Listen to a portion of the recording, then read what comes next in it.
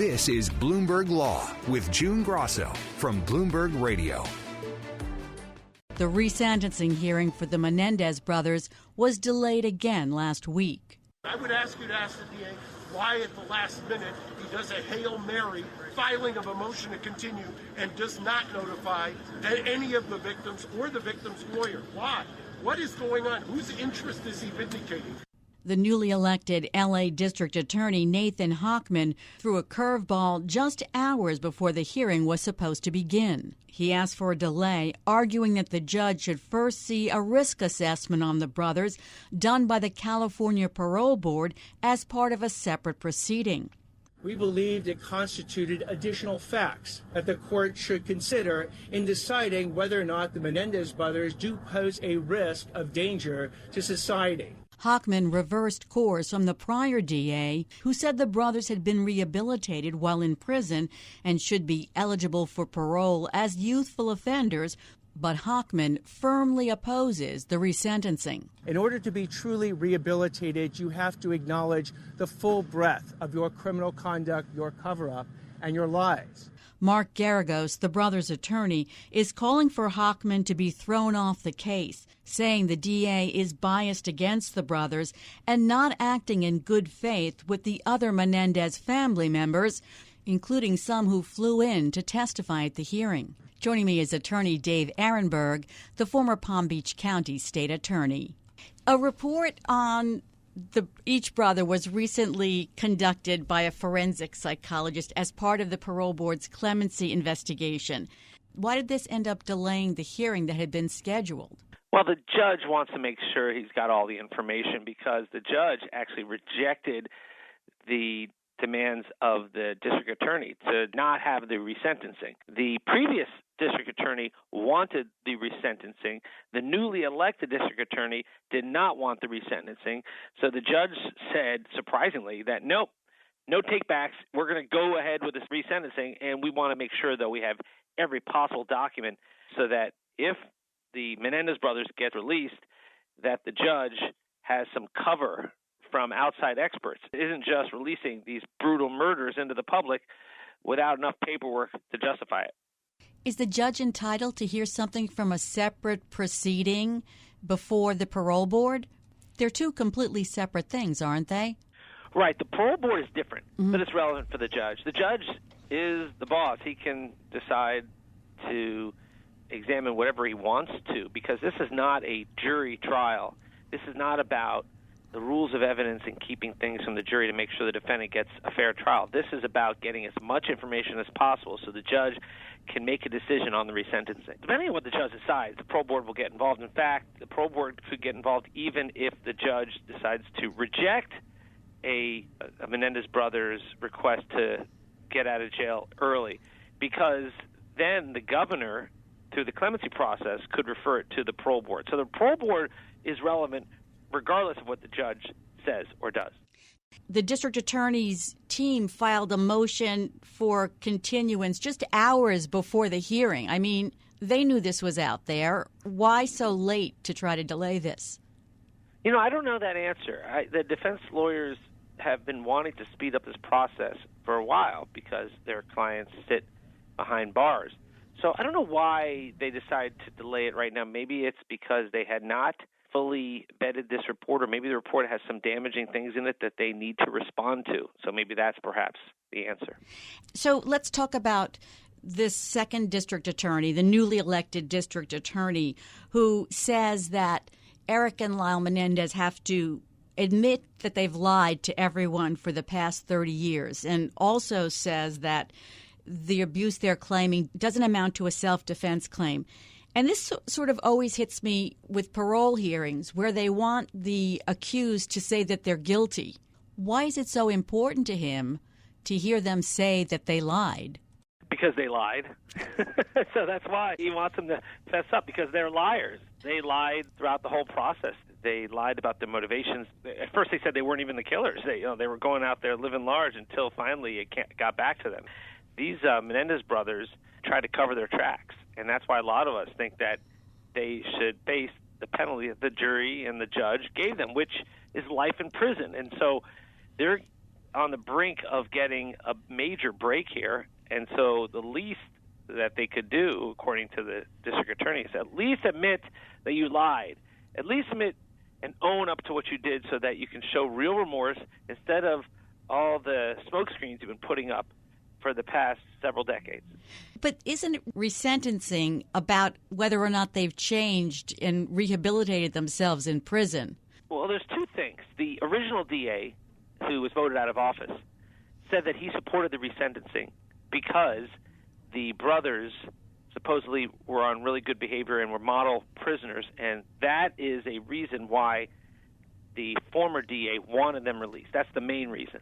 But there's another reason that will come up in the resentencing hearing, in that the defense is saying that the brothers were not allowed to pursue their abuse excuse, which is that their father, Jose, sexually abused them, and that mollifies the crime because they're saying that it's now manslaughter instead of murder, that they were under extreme emotional distress, they were acting as victims of sexual abuse, and that's why they did it.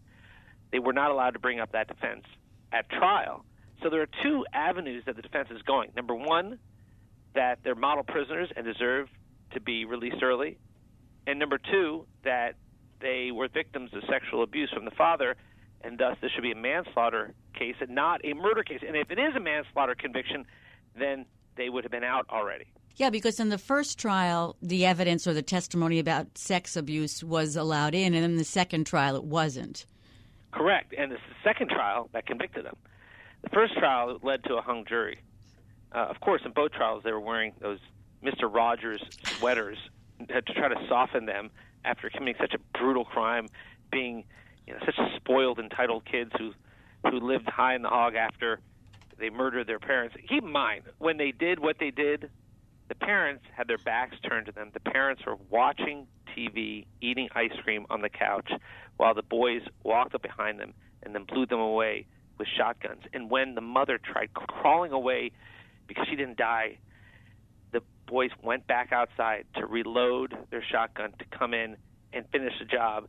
And there was so much blood at the scene that investigators thought it was a mob hit. And the brothers lied. And they lied the whole time. And they lied until they could lie no more. And that's why the DA is saying, all right, guys, own up to what you did. Own up to what you said. And then you can get a break. Where does it play in that almost all, except I think for one, of the family members are supporting their bid to get out of prison? Yeah, this has become a cause célèbre, and the momentum is clearly with the brothers. There's been all the movies, documentaries, and time does heal some wounds.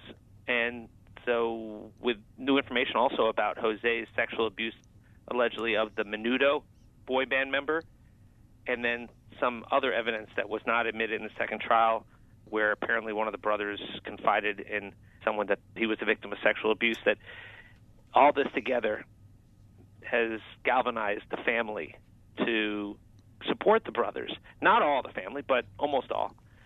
But the DA doesn't represent the victims or the families. The DA represents the people. It's the state, the people. And the DA has to make the best decision based on principles of justice. And this DA says principles of justice mean they should not get out of prison. Now, it's not just the DA's call. It's the judge's call now, and the former DA helped push this along. So that's why the judge has a lot of power here. And even if the judge says no, then the governor could still get involved and work with the parole board to let them free.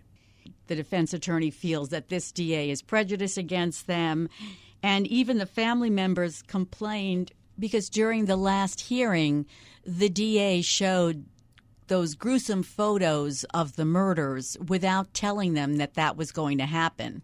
And one of the aunts ended up in the hospital, and the family said she'd been traumatized by the photos. And the deputy DA apologized for not warning them, but said, Eric and Lyle Menendez caused that carnage, not me, which almost sounds like a retraction of the apology. So it seems like the L.A. County DA has taken some missteps. And so the defense attorney is asking for the DA to be thrown off the case and replaced by the attorney general of the state. Is that at all likely? Yeah, I don't think that should happen. I don't think the DA has crossed the line. The DA is using the pictures of what happened. I mean, if you're going to let them free, you got to come to grips with what they did and not just gloss over it. It shouldn't be a one-sided conversation. I mean, they committed a brutal, horrific crime. And just because decades have passed and now Kim Kardashian and major celebrities are behind them doesn't mean you get to whitewash what they did. And so that's where the DA is like, hey, remember what they did. Remember who were murdered here. I mean, he's giving voice to Kitty and Jose.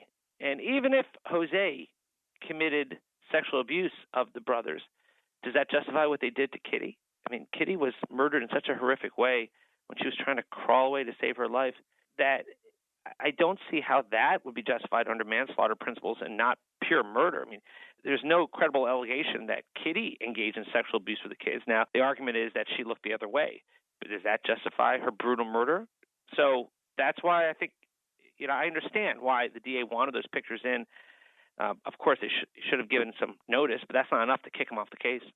And as you said, even if the judge resentences them, they'll still have to go before the parole board? The parole board does have an involvement here, and yes, they'd still be involved, and that's why it's not just the judge that makes the complete decision. The parole board is involved, and even if the judge decides to reject the request from the defense, the parole board will get involved if the governor decides to move ahead with clemency. Yeah, nothing stops the governor from granting clemency. And the rehearing is now rescheduled for May 9th. We'll see if it actually takes place this time. Coming up next on the Bloomberg Law Show, I'll continue this conversation with Dave Aronberg. On Friday, Luigi Mangione is set to make his first appearance in federal court since the Justice Department said it would seek the death penalty in charging Mangione murdered a United Healthcare executive. I'm June Grasso, and you're listening to Bloomberg. On Friday, Luigi Mangione is set to make his first appearance in federal court since the Justice Department said it would seek the death penalty.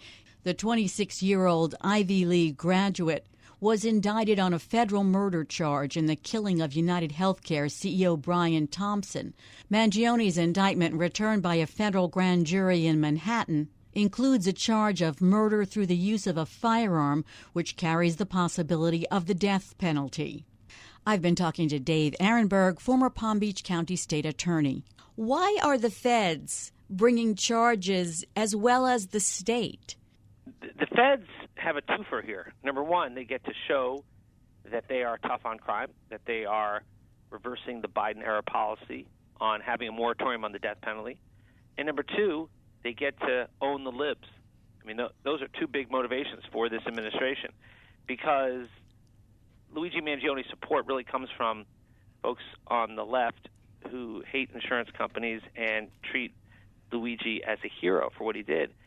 And so the Trump administration gets to burnish their tough-on-crime credentials while at the same time upsetting those who never supported them to begin with, upsetting the people who are the most strident anti-Trump advocates. And that's why they're doing what they're doing, even though because I got to believe they don't really believe they're going to get the death penalty in New York. New York is a blue state, and you have to get a unanimous jury to impose a death penalty there, and that's going to be really, really hard to do, especially because you've got a young guy with no criminal record who is good-looking and a cause celeb, and just the reality that it's tough in those kinds of cases to give someone capital punishment. All the reasons you gave for why the federal government is bringing these charges are political reasons, not legal reasons, not based on a pursuit of justice. Well, those reasons I gave are the reasons why they're seeking the death penalty. Now, as far as reasons why they're prosecuting the case, I would add that I do think there is a feeling within the Trump administration that New York prosecutors are not to be trusted, because in this case, the DA is Alvin Bragg Jr., who is the prosecutor prosecuted Donald Trump in Manhattan. And he got a conviction. So, I don't know why they don't trust him. Well, yeah, they don't trust him because they think he's political, and they just don't like him. So they are using themselves as a backstop to make sure that this case gets treated in the right way and as harshly as they believe it should be treated. they don't trust Alvin Bragg for the reasons I just mentioned. So for all these reasons, yes, a lot of them are political. But keep in mind, the evidence is overwhelming against Luigi Mangione. Although I don't think he'll get the death penalty, I don't think there's any doubt that he'll be convicted. I mean, he wrote a confession. They got pictures of him clearly as the guy who did it from the hostel to on the street. And it really was a cowardly thing to do. I mean, if you have a beef with an insurance company, you don't lie in wait, wear a mask, shoot someone in the back, and run away. That's cowardly. He's no hero. There's a ton of evidence. I'm not saying that. I'm just disagreeing about the feds bringing charges and getting around the double jeopardy, because this doesn't look like a case that the feds should be involved in. He's going to be tried in New York. It's a state crime. Yes, but there are other cases where the feds will. I know, and I disagreed with those too. They're able to get around the not being tried twice for the same crime. But it's a separate sovereign. You know, you're allowed to try people twice if it's not the same exact crime. And the federal and the state are also, they're separate sovereigns. So it happens. Now, one time it didn't happen was when the state decided to prosecute Paul Manafort after he was pardoned by Donald Trump for federal crimes. And the state of New York tried to do that, and the state Supreme Court said, nope, can't do that here. But it doesn't work quite that way, the other way around. And Mangione's lawyers are arguing that the Attorney General Pam Bondi announcing that she was ordering prosecutors to seek the death penalty before he was indicted was a stunt, political stunt, that corrupted the grand jury process and deprived him of his constitutional right to due process. I disagree. It may have been a political stunt, but it doesn't deprive him of his right to due process. It didn't taint the grand jury. I mean, the grand jury did what they did. They focused on the evidence and the law, and there's plenty of evidence to indict him for first-degree murder at the state level and for the federal charges as well. So I don't think it tainted the jury. Yeah, it may have been a political stunt, but these are the types of things that happen. You know what else is a political stunt? When Eric Adams walked with the armed team surrounding Luigi Mangione on the way to court. Like, what was that about? I mean, this case has been politicized from the beginning. That was a political stunt. There is no doubt about it. I mean, the response to that was, why is he escorting him? Everybody wanted a piece of Luigi Mangione's fame or infamy. That was awful. Politicians shouldn't be messing around with the criminal justice system because it only jeopardizes cases when you do that. But even that, and I thought that was over the top, that Eric Adams shouldn't have been walking with the armed law enforcement officers who were escorting Luigi Mangione. But even that, I don't think deprives him of a right to a fair trial. I mean, this is a case that everyone's going to hear about. Everyone's going to know. People are going to draw their own opinions, and you just have to find a jury that will set aside what they know and any bias they have and just follow the evidence and the law. And I've seen that happen in every high-profile case, and I've been involved with a few of them, and you can always find a jury. I mean, they found a jury for Donald Trump. Everyone knew about him, and everyone had opinions about him, but yet they found an unbiased jury in Manhattan that listened to the evidence and followed the law. In New York, though, it seems like the case has been overcharged with the first-degree murder charges that have to be in furtherance of an act of terrorism, which the legal definition of is intent to intimidate or coerce the civilian population or a government unit. And that doesn't seem to be the case here. First of all, it was in the early morning hours when there was no one around. I agree with you. I think the case is overcharged in New York. New York is a weird system where it's not first-degree murder unless it has some sort of enhancer, like some sort of extra, like terrorism. So that's why Alvin Bragg got that indictment about terrorism, even though really isn't an act of terrorism, I don't think. I mean, was he trying to intimidate the public? His writings said that he was trying to avoid any public casualties, any innocents. He was trying to avoid that, and he focused entirely on this one individual. And you see by the public support behind him, it's not exactly he was trying to terrorize people. If anything, he was trying to galvanize them behind him and his cause to fight against the insurance companies. So I think that's like a square peg in a round hole. I think it's going to be hard for them to get that enhancer. And that is another reason why the feds have come in, I think. The feds saw that they really don't have a true first-degree murder statute that applies here in New York, so let's come in with our own. And not only will we ensure he gets life in prison, we'll even seek the death penalty, which, again, not going to happen, but I do think they'll ensure that he never spends a day outside the prison for the rest of his life. Let's turn now to the case against P. Diddy. Opening statements in the trial are set for May 12th. What are the charges against him? Because the prosecution has updated the indictment 3 times.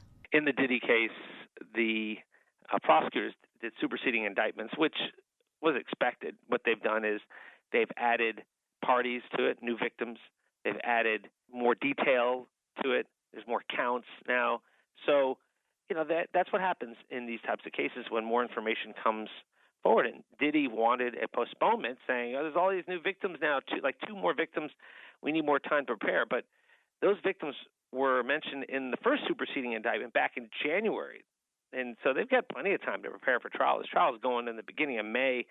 And so they've had enough time. Plus, even if these individuals were not mentioned until January, Diddy knew what was going on. He knew what he did. And so it's not like any of this stuff is a big surprise for him. His attorneys may not have known exactly what the charges would be, but they knew with plenty of time for the May trial.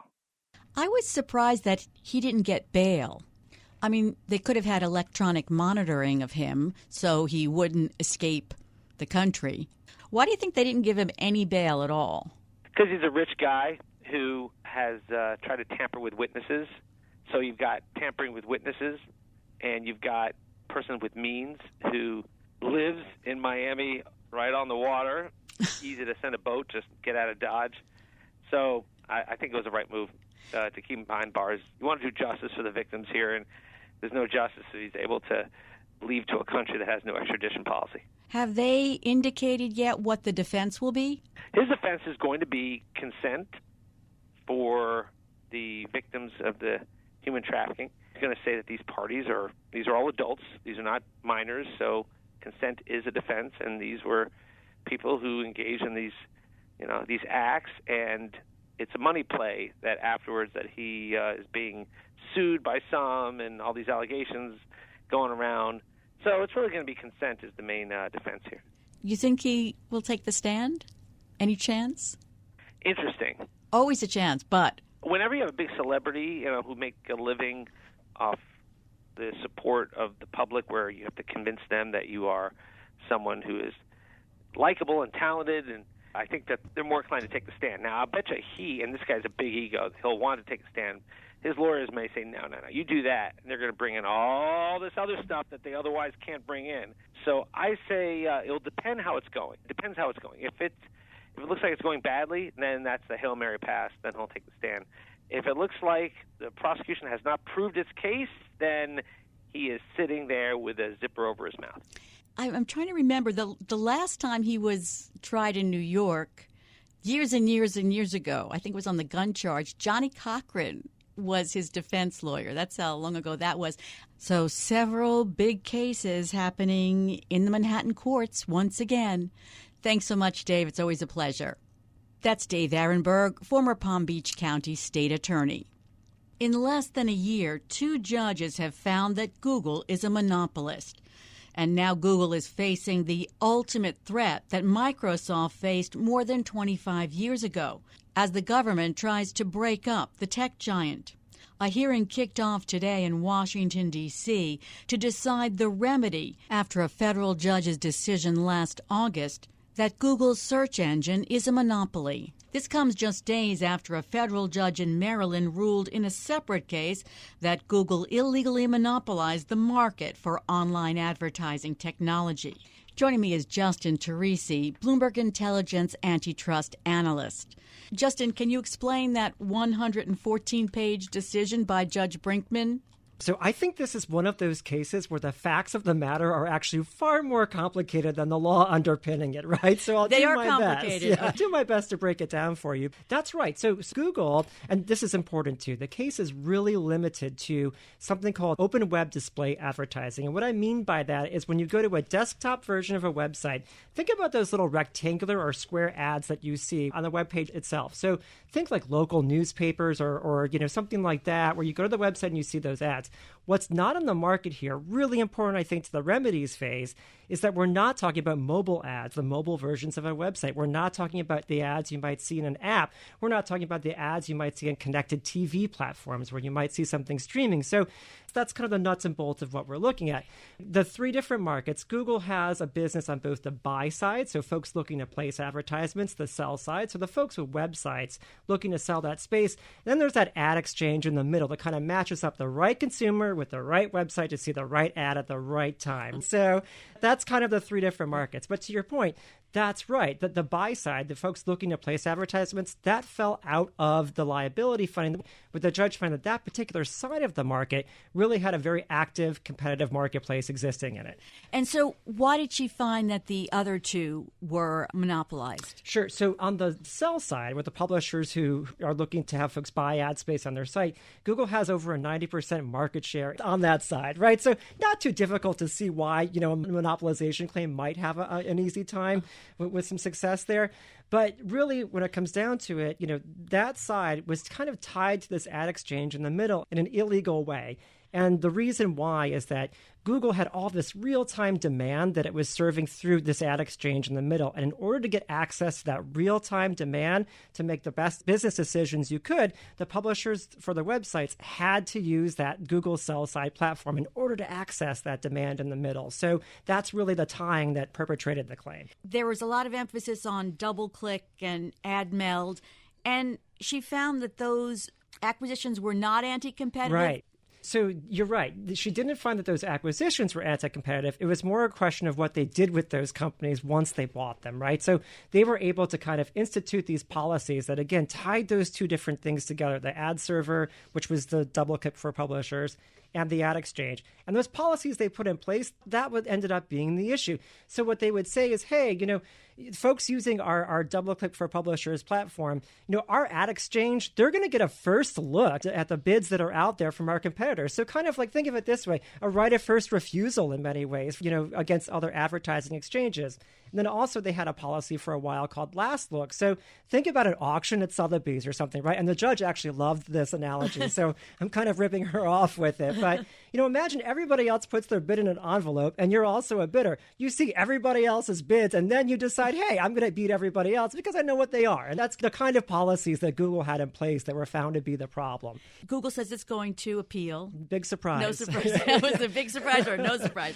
So what are the possible remedies in this case? So I think a lot of folks are talking about a potential divestiture for the publisher ad server, the sell side here. But I have to tell you, I kind of don't think we're going to see that. And the reason why is that, while it's certainly on the table and more here than in the search case, I think, this tying of the two products together, that really seemed to be the issue.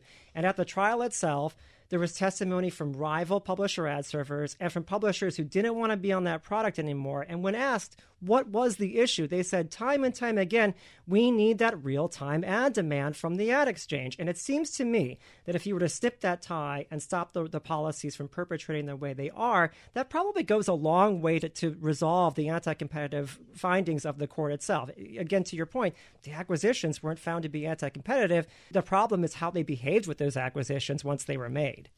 And starting today, there's a hearing on remedies in the other antitrust case against Google, which was decided last August involving search. Tell us about that. I think similar to what we're seeing in the ad tech case. So there has been a finding by the court in the search-related case that Google has maintained its monopoly. And again, the distinction being that, the court didn't find that Google bought its way into that monopoly in search. What the court is again saying is that, you developed search in your own homegrown way. The court credited Google a lot with their own kind of effort to make itself the search monopoly it is versus buying it from someone else.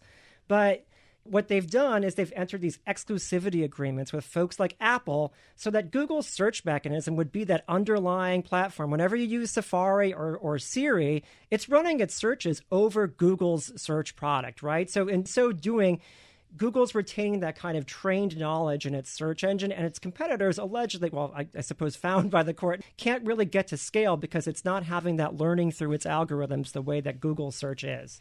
The last time the government tried to break up a company like this was more than 25 years ago with Microsoft. What exactly is the government proposing here?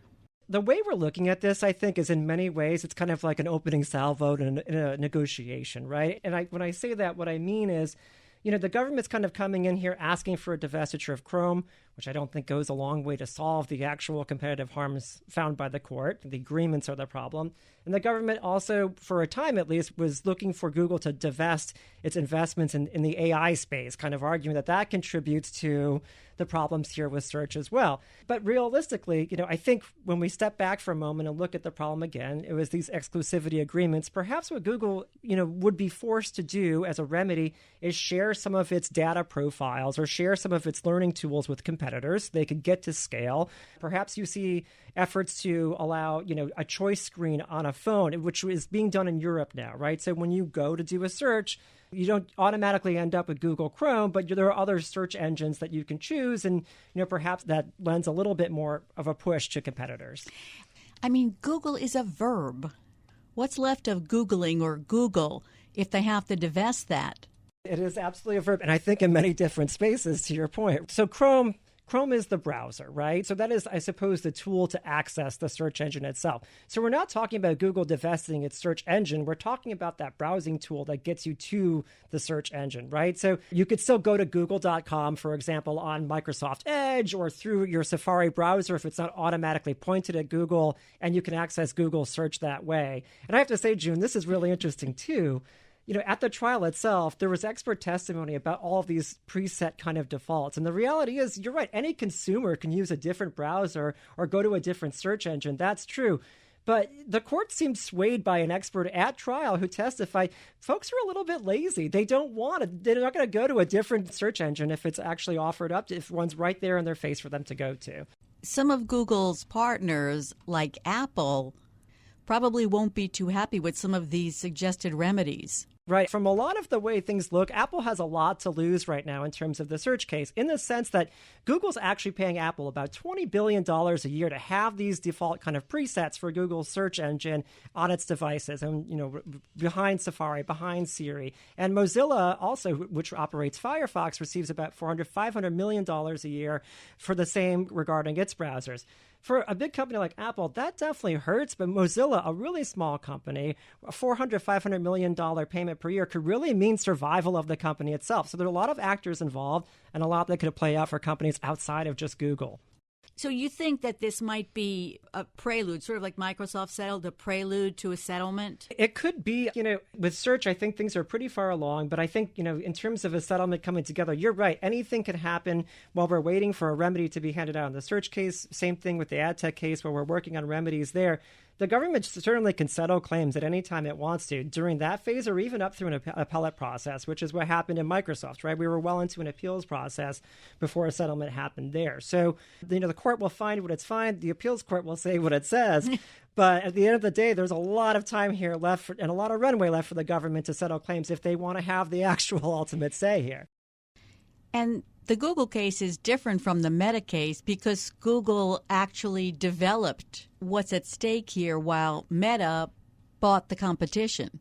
To your point, I think that's a lot of what the court was saying in both of these findings, too, is that there has been given some degree of credit to Google for actually developing all of this know-how on their own. They haven't just run out and acquired a lot of these subsidiaries that are at issue here. So your point's well taken. I'll tell you myself personally, I love Google search, too. I don't know that I trust everything else. Now, the final step is going to be, well, not the final step, because there's President Trump possibly intervening. Yes. But these are all going to go to the Supreme Court. There's a high likelihood, and not even just because we're talking about a large defendant like Google. I think we're talking about areas of antitrust law that really haven't been tested for a very long time here, right? And there are a lot of them with both of these cases. Like the ad tech case specifically, we're talking about refusals to deal and how far that goes. I think Google still will fight that fight, even though they lost the trial court on appeal. We're talking about two-sided transaction markets, all of these kind of corners and nitty-gritty of antitrust law where there's a lot of disagreement. Folks love to have a lot of theoretical conversations about them, but when it comes to black letter law, we're kind of starving for it in some ways from the court. I mean, we're talking about, if there's no settlement, years and years before this is finalized. I think that's accurate. I think we're looking at a 1 to 2 window for just an appellate review of some kind, but even in the search case. But yes, I think we're looking at a long time down the road here. Google showed no signs of kind of going away quietly either. I don't think anyone expects Google to go away quietly. Thanks so much, Justin. That's Bloomberg Intelligence antitrust analyst Justin Teresi. And that's it for this edition of the Bloomberg Law Show. Remember, you can always get the latest legal news on our Bloomberg Law podcast. You can find them on Apple Podcasts, Spotify, and at www.bloomberg.com/podcast/law. And remember to tune into the Bloomberg Law Show every weeknight at 10 p.m. Wall Street time. I'm June Grasso, and you're listening to Bloomberg.